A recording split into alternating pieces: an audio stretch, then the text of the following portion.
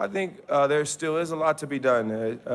Some of the things I spoke about today, about the rolling back of some of the Voting Rights Act is real, and people are feeling that around the country. What I spoke about regarding incarceration is real, and it's destroying communities, and it's a waste of our national resources to put so many people in prison, and it disproportionately affects Black and brown communities. And so when we think about equality and freedom and justice, we know we've got more work to do, and we're going to do that work. We want to do that work, and we hope that our song is inspiration for those who want to do that work as well. We're going to 84 and then 94. Congratulations for both of you. Your acceptance speech was just great, but is there anything you want to add to for your filmmakers or your director and cast members? Oh yeah, well I because the timing was going really quick and it's two of us, I definitely had to cut some of my thoughts short, but I want to thank Ava DuVernay, David Oyelowo. Like, he was the beginning of this film. He had the heart and wanted to make this film, and he knew it in his heart. And he made sure that Ava DuVernay got on board. He got Oprah to get it moving, and it's the reason why the film happened. And the cast and the crew that we got to work with, and everybody from Paramount and Plan B, and just our teams, even our teams, is the way we've been working. It's just, it takes a lot to get to this. And I mean, we just thank God that we're here with this, but obviously everybody that worked on Selma, we salute. We're going to 94 and then 71. Congratulations. Thank Lana you. Wilson Combs, IntoEntertainment.net. Can you just briefly touch a little bit on the collaborative process, how long it took to get the song done, and what an emotional journey it was for you two? Well, Common called me. He called me because he had spoken to Ava, and they wanted to find a song for the end credits of the film. And he called me. I was on tour at the time in London, and he described what they were looking for, and he gave me some ideas for the title for the song. And one of the ideas he gave me was glory. And that word really inspired me, and I wanted to write a chorus and a music around that idea of glory. And my thoughts were that the song should sound triumphant, but also realize that there's more work to do. So when I said one day when the glory comes, that means we still have more work to do. And so that's what I wrote about. And then Common wrote incredible verses that tied Dr. King's movement to what's happening in America today. We're going to 71 and then 246.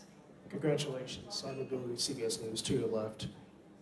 Hey, John. Hello. Hey, Common, how are you? How are you? You know, He's been in my house. I was at your house a few weeks ago. That's right. In this day and age, it seems like a lot of athletes and celebrities don't like to use the platform that they have to say things like you said this evening. Clearly, you guys don't suffer from whatever that is. How important do you think it is for people that have a high profile to talk about things of social conscience like you guys did this evening? Well, as John spoke in his speech when he said Nina Simone and talked about using this platform, I feel like to whom much is given, much is required. And the fact that we have an opportunity to get to a stage like the Oscars, and I mean, how could you not say anything, especially representing a film like Selma, representing the song Glory, and just honestly being artists that care. Like, beyond what we have done on this song, John has always made music about love. He's been doing things for education for a long time. He stands up for issues.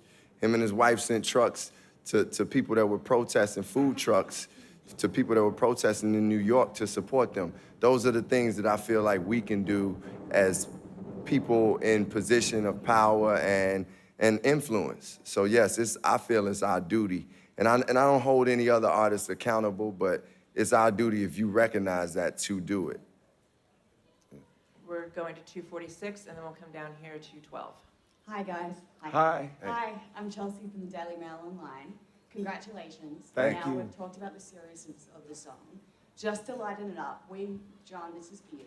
We loved you and Chrissy's relationship. She puts it on social media. It was hilarious, the pictures earlier. Yes. How does she inspire you, and how do you plan to celebrate afterwards? Well, she absolutely inspires me. My biggest hit song is All of Me, and of course that was about us and about our love and what it means to be in love unconditionally. And so she always inspires me, and she's so happy right now. She's been crying since I won, but she tried not to do it on camera, so y'all didn't get her like she did, get her like you did last time. But you know, we're gonna celebrate tonight. We're gonna have a great time. this is really important. You know, the Oscars there's nothing like it in the world. And for us to win this award, we're very grateful. We're going to 12 and then 56. Hi, LaPaca Zosano on Amsterdam News. Congratulations. Thank you. Thank you, thank you. You're welcome. Yesterday at the Spirit Awards, I saw you being hustled out the car, but your fans called you back. And you were almost in the car, but you came back and you drove back twice with your fans. And that meant a lot to them. Because as you were leaving, it meant a lot to them. So answer this is the question. Finish the sentence. What does it mean to be a storyteller for you? To be a storyteller is to be able to speak truth, to be able to use your imagination, to use the creative gifts that the Creator has given you. Who just won? Julianne Moore. Y'all knew she was getting that though, right? yeah. Who won Best Actor anyway? Eddie Redmayne. Okay. Y'all knew he was getting that too. Yeah, but I gotta say, it's to me, to be a storyteller is really you gotta be able to speak a truth. You gotta be able to absorb life and take in life and be able to interpret it in a way that anybody in this room could say, man, that's my story. I can relate to that. And it's just finding the humanity in the stories and the creativity in the stories. That's what it means to me. And I think that's what's great about film too. And we wrote a song for a film, but I think what great art is able to do is develop empathy in people so they can see other people's perspectives. And that's what we love to do as songwriters, and that's what great filmmakers are able to do as well. We're going to 56, then I do need to wrap it up, and I'm doing 3. Congratulations. Thank you. This is Leah from Celebrity Showcase. My question to you is, in this unforgettable night, in this unforgettable journey, what have you learned the most in this entire event? And also, how are you going to continue to use your celebrity and your voice to bring good to humanity? Mm-hmm. Well, I think one of the most important things I learned is that really we all got something similar. Like I'm meeting a lot of people that coming from where I come from, I wouldn't normally have met. And when I get in a room with them, it's like I still can relate to them. We relate.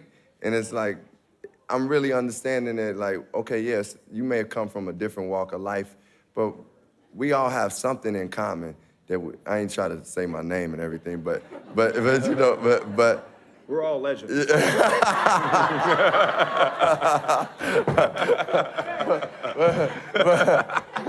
But you know, that's what I really learned during this process, and I feel like that once you get this platform, I always felt and said to myself, the more I get, the more I gotta do. Meaning I gotta do more. Like this is the beginning for a new phase of me doing more, and it's like the experience of Selma helped catapult that. Thank you. One more. Wait, we have one more. Oh, okay. Right here, Tanya Hart. Hi, how Hello. are you? Congratulations and glory, hallelujah. Okay. You got a standing ovation tonight when you performed. People were in tears in the audience. I don't know if you saw that. Music is the universal language. How do you want this song to start a dialogue universally about what we need to do in terms of diversity and equal rights? Well, I think we already talked about it today, and we wrote this song in response to Selma.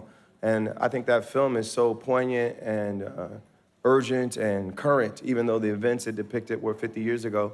And so I think all of that is helping us to think about how we interact with each other, how to live with a spirit of love and not a spirit of fear. And hopefully we'll take those lessons and continue to learn from each other, recognize each other's humanity, and try to strive toward a love that is public, which Dr. Cornel West said, loving in public is what justice is. And so we're focused on justice because that's what it means to love people that you don't even know and fight for their rights and see the value in their lives. And hopefully we're able to spread more of that love.